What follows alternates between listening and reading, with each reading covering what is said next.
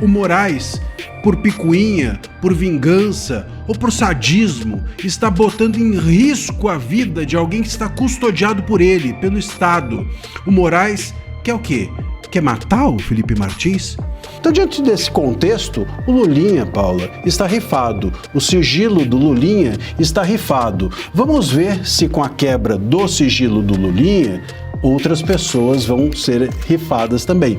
E esperamos todos que o primeiro escalão do governo Lula e o entorno da família do Lula, sem dúvida, senão o próprio Lula apareça rifado junto.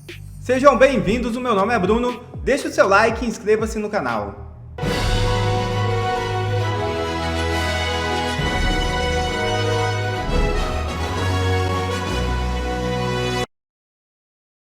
Moraes manda transferir Felipe Martins de volta para a prisão em Ponta Grossa. É isso mesmo.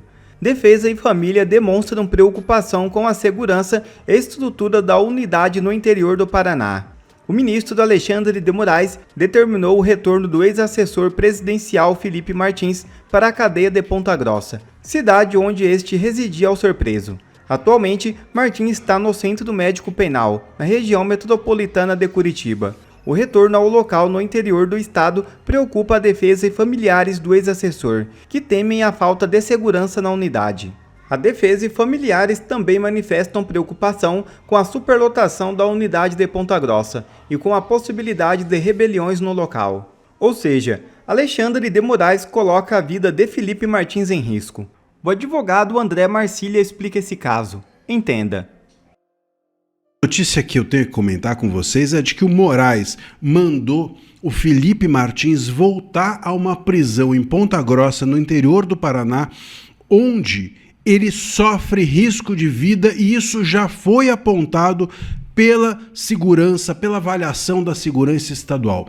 Ou seja, o Moraes, por picuinha, por vingança ou por sadismo, está botando em risco a vida de alguém que está custodiado por ele, pelo Estado. O Moraes quer o quê? Quer matar o Felipe Martins? É isso mesmo, o governo do Paraná transferiu o Felipe Martins para o Complexo Médico Penal de Pinhais, na região metropolitana de Curitiba, entendendo que o presídio de Ponta Grossa, onde ele cumpria a pena, não oferecia segurança suficiente para ele, né? Ele provavelmente lá tinha presos perigosos, faccionados, pessoas, né, que são muito adeptas a um determinado governo que está hoje no poder, mas que são muito contrárias ao governo que o Felipe Martins, como assessor, representou, que foi o governo do Bolsonaro. E talvez por isso até mesmo a sua segurança estava em risco lá em Ponta Grossa. E transferiu Felipe Martins sem tocar no assunto, sem, inclusive ao que consta, consultar o oráculo do mundo, sem consultar o alecrim dourado, o Moraes. É uma questão de segurança, é uma questão administrativa, não se trata de uma questão judicial, portanto, o Moraes não tinha mesmo que se meter nisso. Essa transferência agora, parece que o Moraes soube e não gostou, porque não pediu autorização para ele, pro alecrim dourado. E por isso ele mandou agora o Felipe Martins de volta para Ponta Grossa, de volta para o lugar onde a própria avaliação da penitenciária já tinha dito que ele, Felipe Martins, estava correndo risco de vida. Vocês entenderam? Quer dizer, o Felipe Martins volta a mando do Moraes agora para o lugar onde ele corre risco de vida, segundo a própria penitenciária. O que o Moraes quer? O que o Moraes quer? Colocar em risco a vida do Felipe Martins? Um custodiado nas mãos dele. É isso? O Felipe Martins vai agora correr risco porque o Moraes não foi consultado? E nem deveria, repito, nem deveria. É uma questão de segurança pública, portanto administrativa e não judicial. O Moraes agora quer cuidar de tudo, até de transferência de preso. Ele vai ser agora motorista também de camburão. Olha, só se for para ir atrás. Na frente, não faz nenhum sentido que ele vá. É absurdo, um completo absurdo. É como se o sistema de segurança não pudesse tomar decisões nenhuma decisão, emergencial que seja, sem em nome da integridade física de um preso, sem consultar o bonito do Moraes. O que o Moraes quer? Essa é a pergunta que fica. Passar por cima das leis não basta para ele? Violar a Constituição, a lei de execução penal, tudo para ele é pouco? Ele quer também transformar o Felipe Martins em um novo Clezão, é isso? Quer fazer de novo o mesmo que já fez com o Clezão? Bom, meus caros, vamos aguardar que a defesa do Felipe Martins possa conseguir, enfim, estar diante de um juiz e não de um carrasco, como é o que o Moraes é. É e tem sido, e parece que não abre mão de ser. Lula liga para Lulinha, bateu o desespero. É isso mesmo. Assim que tomou conhecimento de que os sigilos de Lulinha haviam sido quebrados pelo ministro André Mendonça, Lula ligou para o filho que está morando na Espanha. O petista teria manifestado espanto com a medida. Lula então foi informado de que o pedido de quebra dos sigilos telefônico, bancário e telemático do filho foi feito pela Polícia Federal em janeiro de 2026 e autorizada por André Mendonça em fevereiro. Em ano eleitoral, Lula, que conhece a índole do filho, certamente está extremamente preocupado. Para piorar a situação, a quebra do sigilo de Lulinha na CPMI do INSS também foi mantida pelo presidente do Senado, Davi Alcolumbre. A oposição vai se debruçar sobre as transações do filho do rapaz. Em breve, muita falcatrua deve vir à tona. Deixa eu aproveitar aqui para a gente repercutir um pouco dessas notícias fresquinhas, direto de Brasília. Marina Helena, boa noite, seja bem-vinda em Oeste Sem Filtro. Essa informação que acaba de chegar, que o presidente do Senado, Davi Alcolumbre, então manteve a decisão da CPMI do INSS. A gente acompanhou na semana passada uma sessão super confusa que acabou com supapos ali, xingamentos, socos e pontapés, enfim. No fim das contas, há essa manutenção importante, vitória ali para a oposição na CPMI do INSS, Marina, mas claro que a base governista tem ainda essa possibilidade de bater na porta do Supremo Tribunal Federal e tentar judicializar esse caso. Mas, por enquanto, o senador Davi Alcolumbre não quis interferir na decisão soberana da comissão, do presidente e do relator da CPMI. Pois é, parece que o Alcolumbre não quis, comprar essa briga. Lembrando que isso aí é algo que já aconteceu diversas vezes, então não foi a primeira. E parece que ele não quis intervir aí. A gente pode tentar trazer ali os motivos para isso, talvez até algum desvio de atenção de outros nomes investigados, até nomes próximos ali a Davi Alcolumbre. A gente precisa lembrar que tem um ex-chefe de gabinete do Alcolumbre, que é um dos investigados, o advogado Paulo Bodens, que foi investigado exatamente porque teria ali, tem uma empresa que seria intermediária, que teria recebido recursos das empresas do Careca do INSS e transferido para esse ex-chefe de gabinete, enquanto ele ainda era assessor ali de Alcolumbre. Em 5 meses, ele chegou a receber 3 milhões de reais, então, uma quantia alta. Sabemos que na época, a CPMI tentou a quebra de sigilo de Paulo Bodens, mas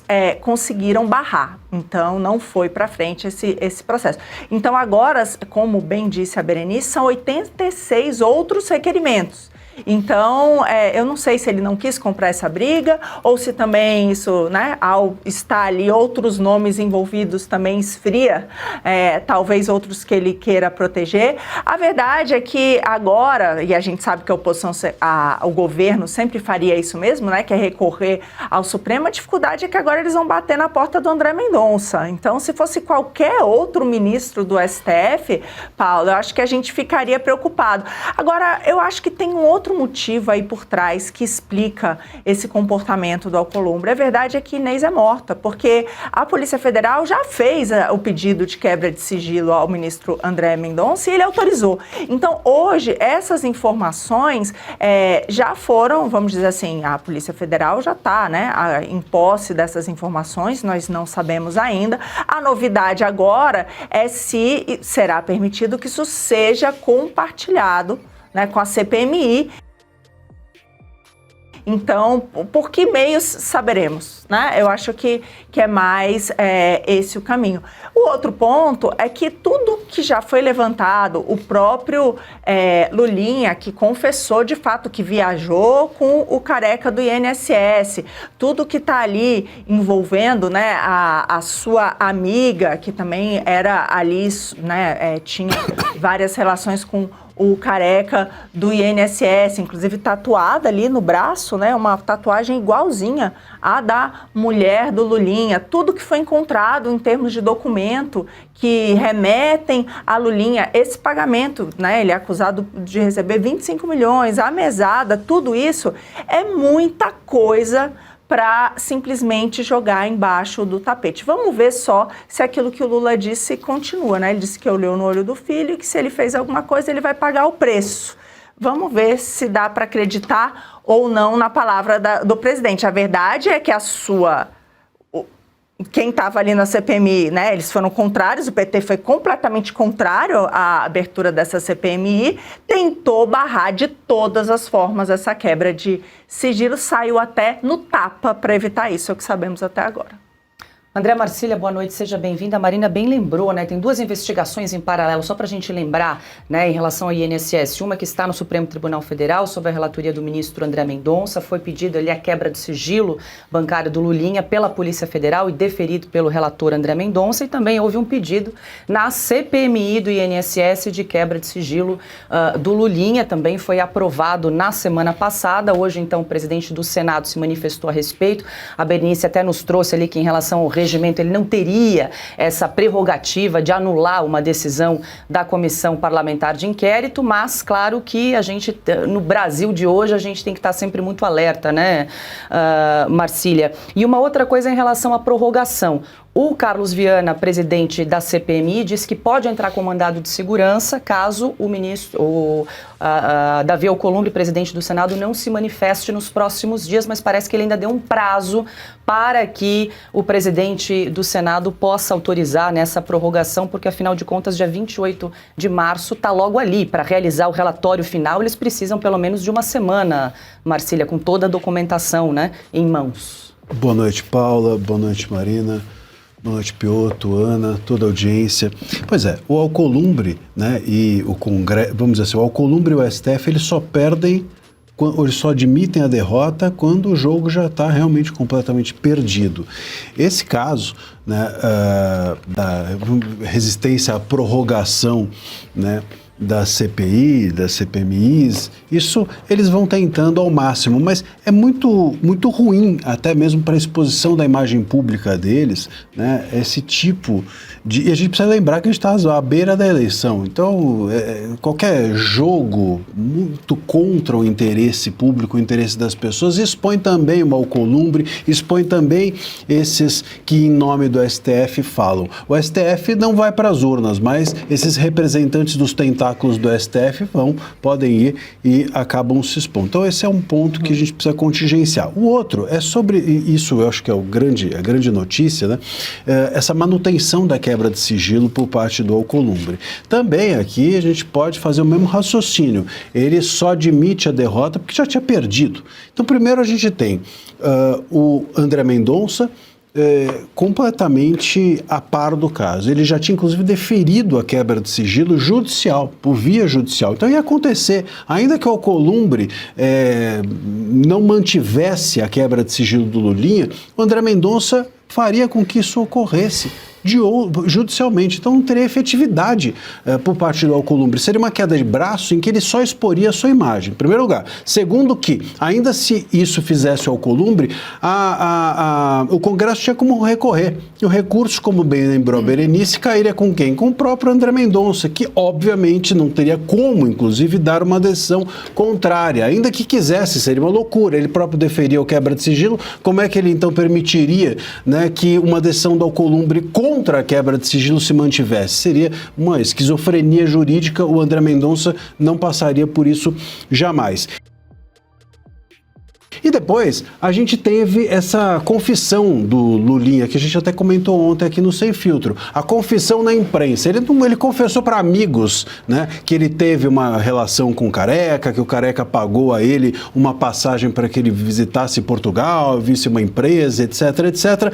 Ele confessou aos amigos e os amigos vazaram para a imprensa. Obviamente, me parece, a minha leitura é de que o próprio Lulinha vazou isso, ou que sabia que isso ia ser vazado à imprensa, e com isso faz um gesto dizendo, olha, não precisa nem quebrar o meu sigilo, que eu já estou me antecipando, eu próprio estou quebrando aqui pelo menos parte do meu sigilo e fazendo até um gesto negocial. Negociem comigo, não precisa quebrar o meu sigilo, eu entrego pelo menos algo do que vocês querem. Isso mostra um contexto em que o Lulinha está rendido, em que o próprio Alcolumbre está rendido. Eu até comentei ontem aqui que essa confissão para a imprensa, que foi publicada ontem, era uma declaração, uma demonstração de que o jogo da quebra de sigilo do Lulinha está perdido completamente. A única chance do Lulinha seria recorrer ao Gilmar Mendes. O Gilmar Mendes, que já inclusive disse uma vez na imprensa que o seu gabinete era um pátio dos milagres, né, e até hoje não explicou o que isso significaria. O que seria um pátio dos milagres? Bom, na sexta-feira talvez a gente tenha visto, mas ficaria demais, seria muito descaramento e despudor por parte do ministro Gilmar Mendes, que aliás ontem no Roda Viva, né, chegou a ser, por diversas vezes, chegou o senador Alessandro Vieira a dizer que ele cometeu fraude processual e etc. Enfim, dentre outras coisas mais que a gente comenta adiante, mas o ponto é o seguinte, o Gilmar Mendes, nem ele talvez tivesse condições de expor tanto a sua imagem como já fez sexta-feira. Está desgastado, é outro ministro que se desgastou para proteger o Toffoli na sexta. Então, diante desse contexto, o Lulinha, Paula, está rifado. O sigilo do Lulinha está rifado. Vamos ver se com a quebra do sigilo do Lulinha, outras pessoas vão ser rifadas também. E esperamos todos que o primeiro escalão do governo Lula e o entorno da família do Lula, sem dúvida, senão o próprio Lula apareça rifado junto nessa quebra de sigilo. Só para trazer uma informação, a Berenice conversou com o senador Randolph Rodrigues e ele confirmou que não vão judicializar esse caso em relação à quebra do sigilo do Lulinha, pelo visto, assunto encerrado. Vamos aguardar mais informação que nos chega direto de Brasília. Bom, e o ministro do Supremo, André Mendonça, autorizou a defesa do Lulinha a acessar o inquérito da Polícia Federal sobre a fraude no INSS. O filho mais velho do presidente Lula é citado nas investigações como suposto sócio oculto do lobista Antônio Carlos Camilo Antunes, conhecido como Careca do INSS. A suspeita de que ele teria recebido uma mesada de R$300 mil. As menções ao nome de Lulinha aparecem em documentos obtidos a partir da quebra de sigilos de pessoas ligadas ao lobista, que está preso desde o ano passado. A pedido da Polícia Federal, André Mendonça também autorizou a quebra do sigilo bancário do empresário. Em nota, a defesa de Lulinha afirma que não tem envolvimento com fraudes no INSS e que vai prestar todos os esclarecimentos ao Supremo. Adalberto Piotto, muito boa noite, seja bem-vindo. Acerta o ministro André Mendonça ao dar ali acesso à defesa de Lulinha, o inquérito que investiga ali toda a fraude, né, a farra do INSS? Boa noite, Paula. Boa noite, Marina. Bem-vinda. Marcília, Ana, todos que nos acompanham. O ministro André Mendonça está deixando claro, inclusive ao colega dele de Supremo, o ministro... Gilmar? Não, perdão, me fugiu agora. Alexandre de Moraes, você veja que coisa nós falando do Alexandre com tamanha frequência. Esquecemos uma vez dele. Pois é. É bom. Sabe o que é? Talvez porque esse gesto do ministro André Mendonça é tão oposto ao que praticou o Alexandre de Moraes durante todo o tempo. Claro, se a defesa não tiver acesso, ela não consegue defender o cliente dela. Há momentos do processo em que o juiz pode segurar uma informação na investigação, que ainda está em sigilo, tudo bem, mas isso não pode perdurar para sempre. Então, nós estamos vendo aqui o oposto do que praticava o Alexandre de Moraes. O André Mendonça diz, os advogados querem saber como é que o cliente dele está sendo citado, tudo bem. Em algum momento vão ter que apresentar a defesa mesmo. Então, já temos um avanço nisso. Isso é um avanço institucional no país E ele não é pequeno diante dos abusos e arbítrios com os quais fomos obrigados a conviver, porque parte do Brasil, parte da sociedade, da imprensa, achou que o Alexandre de Moraes podia fazer qualquer coisa para, abre aspas, salvar a democracia. Nunca nos esqueçamos deste fato. Este país estava vivendo um estado de exceção pelo gabinete do ministro Alexandre de Moraes. Esse é um fato. Não está mais vivendo por uma defesa, por um juízo técnico do gabinete do ministro André Mendonça. Inclusive, nós estamos falando agora do Lulinha, o filho do presidente, cujos advogados terão acesso ao processo para se manifestarem posteriormente. Isso chama-se democracia, direito à ampla defesa, ou seja, devido processo legal. No mais, só para pegar um gancho do assunto anterior, que ninguém também duvide, porque as pessoas sabem o que aconteceu. Houve roubo de aposentados. E os sindicatos descontaram, sobretudo, muita coisa de aposentados durante, sobretudo, os 2 primeiros anos do governo Lula, quando o crescimento foi exponencial. E esses sindicatos e entidades eram todas muito próximas, ou quase todas muito próximas ao lulopetismo, ou seja, à esquerda, ao PT. Tradicionalmente eram próximas.